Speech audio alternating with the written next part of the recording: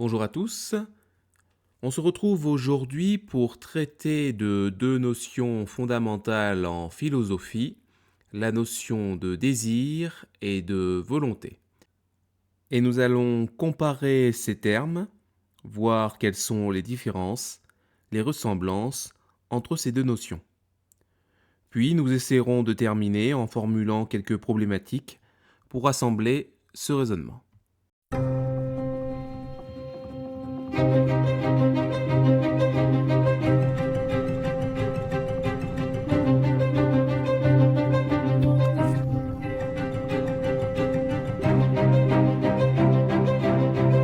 Alors pour débuter, nous allons définir ces deux termes de façon très académique et je vais vous donner les définitions du dictionnaire Larousse.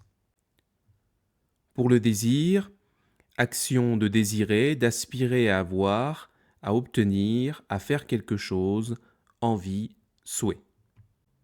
Pour la volonté, faculté de déterminer librement ses actes en fonction de motifs rationnels, pouvoir de faire ou de ne pas faire quelque chose. Si j'en donnais une définition très personnelle, je qualifierais le désir comme une aspiration naturelle chez l'homme vers un objet de nature diverse pour satisfaire une envie, combler un manque. Une force, consciente ou non, qui fait que l'homme tend à obtenir quelque chose, et je l'opposerai à l'aversion. Quant à la volonté, je qualifierais ce terme de faculté de l'homme à s'engager à faire ou ne pas faire quelque chose, une opération de pensée voulue et consciente accomplie par l'homme dans un but bien défini, et je l'opposerai à l'impulsion. Alors maintenant, commençons réellement ce travail de comparaison entre ces deux termes. Comme nous pouvons le constater avec les multiples définitions ci-dessus, ces deux termes peuvent avoir une signification très vaste. Les différents philosophes ont ainsi une définition bien à eux de chacun de ces termes. Je tenterai donc d'analyser la relation que nous pouvons établir entre ces deux notions. Nous pouvons constater que ces deux termes ont une relation entre eux, au-delà d'observer si cette relation tend vers une ressemblance ou une opposition. Dans la vie courante, nous utilisons rarement ces mots avec une conscience claire de leur usage. Ainsi, si j'affirme « je veux un café », nous entendrions une volonté. Or, la conception claire de cette notion préférerait l'usage « je désire un café ». Arrêtons-nous sur cette action d'apparence anodine. Dans ce cas-là, je ressens une aspiration vers un objet, ici la tasse de café, pour satisfaire une envie. Il n'y a pas d'engagement là-dedans, ni de construction mentale pour arriver à un but. Il y a simplement un mouvement mental qui tend vers cet objet.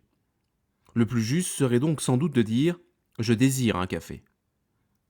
Nous pourrions donc constater ici une première opposition. Cependant, la différence pourrait être la temporalité, car si le désir est le premier mouvement mental, la volonté peut être vue comme actrice dans le fait de se lever du fauteuil et de préparer le café. Cela demande un effort. Nous pouvons avoir un désir sans le combler. J'ai envie de ce café, mais la fatigue me retient sur le canapé.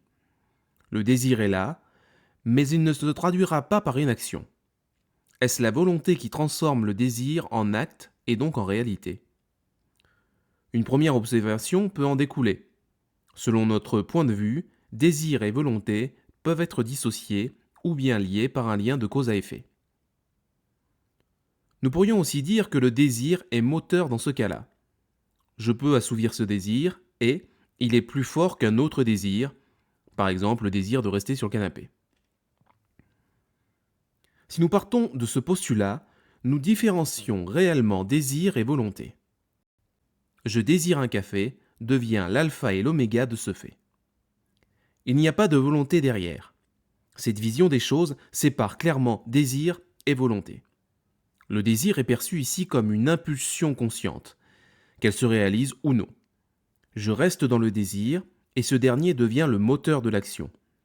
La volonté serait alors perçue comme un processus mental voulu, construit sur un temps bien plus long. Je veux devenir enseignant de philosophie. S'écarte visiblement de notre exemple du café. Alors nous pourrions dire que c'est un désir à la base qui pousse à l'action et qui se poursuit grâce à la volonté. Mais nous pourrions admettre aussi qu'il est d'une nature différente. Il n'y a plus une pulsion, mais un vrai but conscient. Nous percevons une notion qui diffère du café, l'engagement.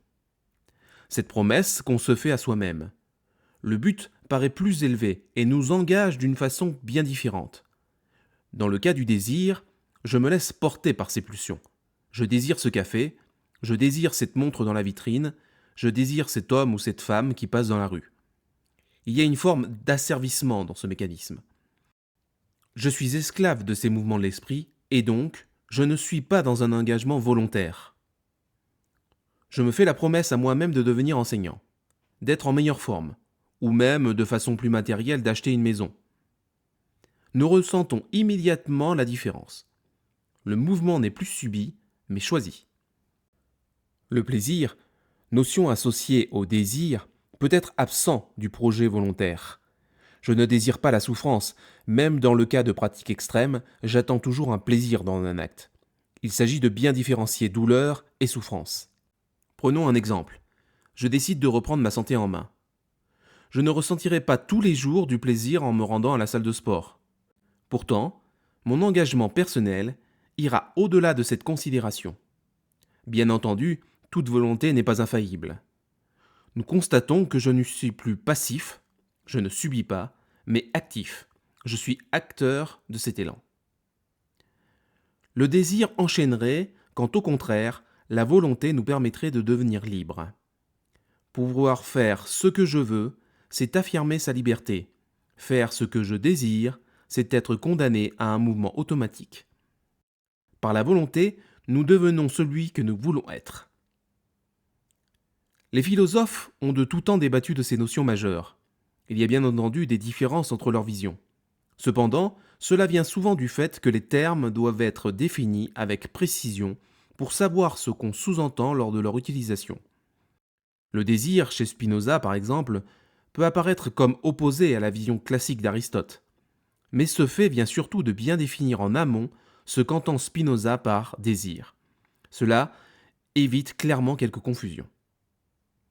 Pour conclure, par ces exemples, nous voyons que nous pouvons démontrer des ressemblances, des oppositions, voire une forme de continuité entre désir et volonté. La temporalité, l'impulsivité, le caractère actif-passif, la réciprocité sont autant de liens que nous pouvons rattacher à ces deux notions majeures. Terminons donc par quelques questions pour démontrer cela. Le désir est-il le moteur de la volonté ? Comment penser la relation entre ces concepts ? La volonté doit-elle dominer les désirs pour libérer l'homme ? Ou au contraire, les désirs nourrissent-ils la volonté ? Le désir doit-il être soumis à la volonté pour que l'homme soit libre ? La volonté est-elle autre chose qu'un désir éclairé par la raison ? L'opposition entre ces deux notions est-elle réelle ou sont-elles au contraire complémentaires ? Je vous laisse réfléchir à toutes ces questions, ces problématiques. N'hésitez pas à rédiger une réponse en commentaire. Je me ferai un plaisir de répondre à celle-ci. N'hésitez pas à aimer et partager cette vidéo, cela ne coûte pas grand-chose, mais c'est une grande aide pour la chaîne. Abonnez-vous à cette dernière si vous voulez que nous continuions à réfléchir ensemble à ces différents sujets. Je vous remercie pour votre attention et je vous dis à bientôt dans une prochaine vidéo.